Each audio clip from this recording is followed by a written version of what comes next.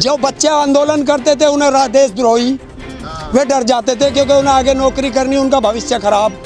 कोई नौकरी वाला करता है उसे नौकरी का खतरा। इसने अब के सबसे कट्टर कौम किसान से पंगा लिया है, और किसान से जिसने भी पंगा लिया है उसका सर्वनाश किया है किसान ने। ये अंग्रेजों के समय से चली आ रही है। किसान मान कहाँ रहे हैं वो? अगर अगर हम किसान नहीं हैं तो क्या अपने फुप्पाओं से बात कर रहे हैं वहाँ विज्ञान भवन में?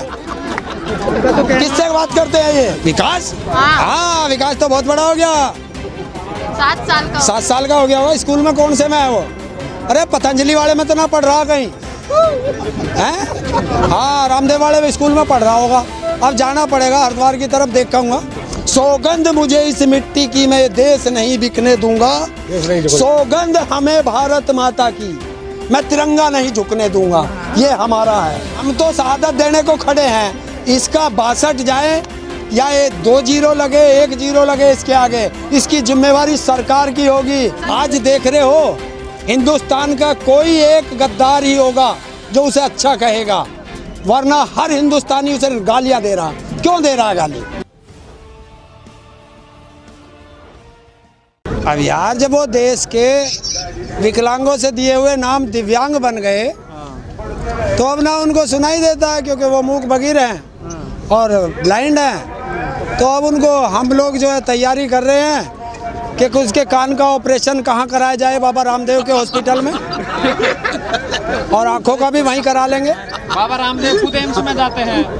बाबा रामदेव तो खुद एम्स में जाते हैं। तो आप ही लोग बताते हो कि लाला रामदेव के यहाँ बड़े हॉस्पिटल हैं, तो उन्हें देख लेंगे मोदी जी भी। तो ये तो किसानों का पूरा आंदोलन चल रहा है, किसानों की जान भी गई, तो इसको आप कैसे देख रहे हैं? सरकार क्यों पीछे नहीं हट रही है? अब सरकार पीछे नहीं हट रही है। कौन कह रहा पीछे नहीं हट रही? तुम बार बार एक ही सवाल करते हो, पीछे क्यों नहीं हट रही? हटाई ना पीछे, 4 तारीख में हटी ना पीछे।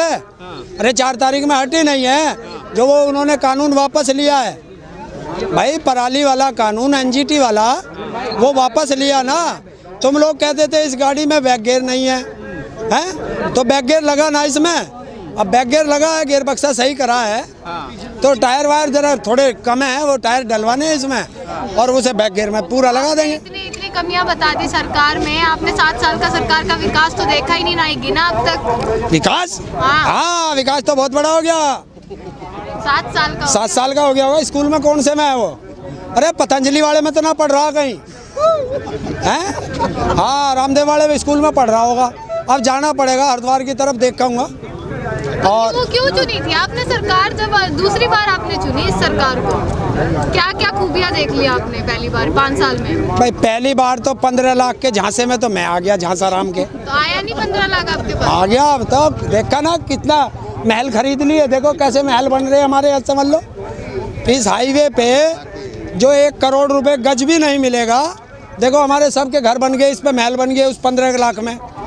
और जो हमारे बच्चे थे वे सब 2 करोड़ नौकरी लेके सब लग गए। कोई आईएएस बन गया, कोई पीसीएस बन गया, कोई फौज में चला गया। तो 2 करोड़ नौकरी के झांसे में हमारे बच्चे आ गए थे, इसलिए चुन लिया था। पहली सरकारों से त्रस्त थे। मोदी जी को पूरी विश्व का नंबर 1 नेता का अवार्ड मिला। किसने दिया? किसने क्या दिया है उन्हें? कौन दे? वो तो कोई भी दे दे। अरे मैं अपने आप को दे दूंगा। अपने हमारे बापा हैं, वे कहते हमारा लौंडा यो सबसे सोना, सबसे गंदी शिकल मेरी। अगर हमारे बापा ने कह दिया हमारा लौंडा पूरे गांव में सबसे सुंदर है, तो हम सुंदर है। ये क्या मतलब है? विश्व गुरु का दे दिया उसको। क्या कम रिपोर्ट के मुताबिक बात कर रहे हैं? रिपोर्ट किसकी है? वो किसने वोट करी उसे विश्व गुरु सबके से महान बनाने में? आपने वोट दी थी? हमने नहीं दिया। तो बताओ किसने दिया भाई? हमने तो नहीं दिया भाई किसी ने उसे वोट कि भाई वो सबसे महान नेता है। आज देख रहे हो हिंदुस्तान का कोई एक गद्दार ही होगा जो उसे अच्छा कहेगा, वरना हर हिंदुस्तानी उसे गालियां दे रहा। क्यों दे रहा है गाली? वो तो कहते हैं पहले हिंदुस्तान को दुनिया में कोई जानता नहीं था, जब से बीजेपी सरकार आई है तब से लोग जानने लगे।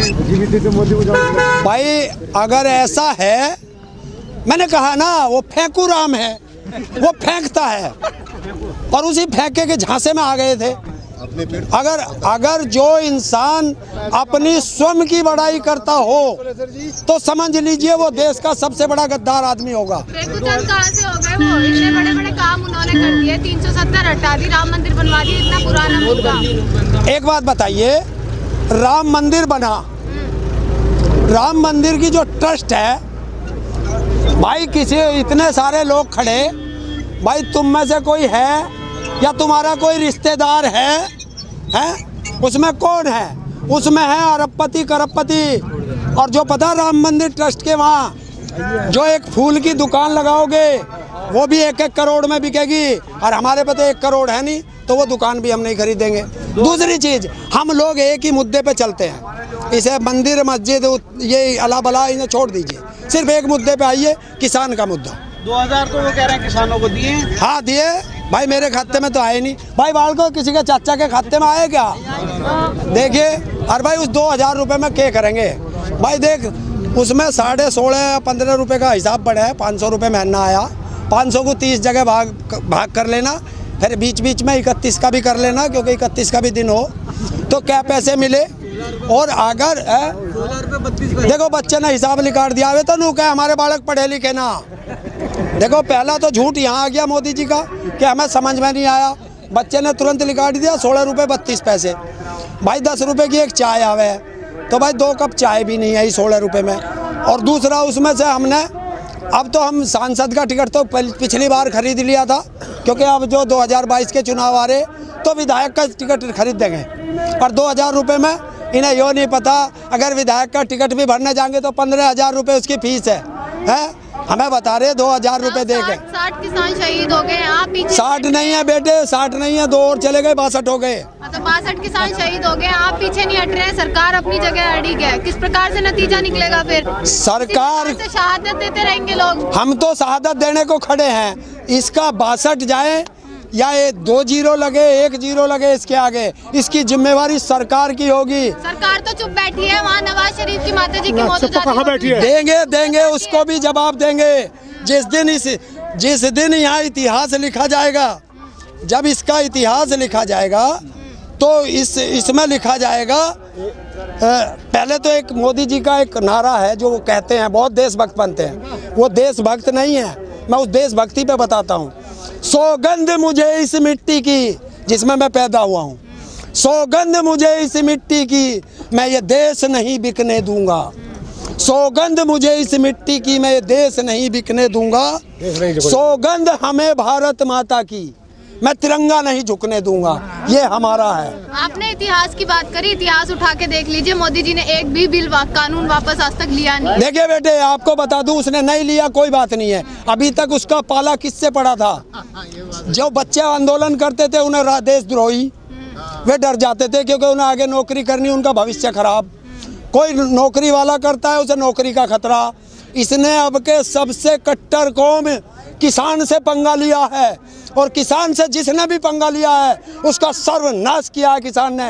ये अंग्रेजों के समय से चली आ रही है। किसान मान कहाँ रहे हैं वो? अगर हम किसान नहीं हैं तो क्या अपने फुप्पाओं से बात कर रहे हैं वहाँ विज्ञान भवन में? किससे बात करते हैं ये? वो तो कहते हैं माओवादी विपक्ष के भड़कावे में आए हुए हैं। तो हमें भड़कावे में आ रहे हैं, और इतनी लंबी दाढ़ी बना ली, अपने आप को विश्व का सबसे बड़ा नेता घोषित कर लिया, वो हमें क्यों नहीं भगा लेता? वो क्यों नहीं भगा लेता? और दूसरी चीज है, अब किसानों ने एक ही कसम खाई है, तीनों काले कानून वापस करा के घर जाएंगे। सरकार ने भी कसम खा ली है। सुन लीजिए, पहले सुन लीजिए, आगे की बात सुनो। तीनों काले कानून वापस करा के घर जाएंगे। या तो सीने पे गोली खाएंगे, या तो सीने पे गोली खाएंगे और अर्थी पे लेट के घर जाएंगे, बाकी घर नहीं जाना। भाजपा के सांसद तो वैसे गोली मारने की बात कर रहे हैं आप लोगों। आ जाए ना, आएंगे, चिंता मत करो बेटे, इन्हें वहीं आना है। 5 साल के लिए बने हैं, सारे 5 साल के लिए बने हैं, आएंगे बीच में।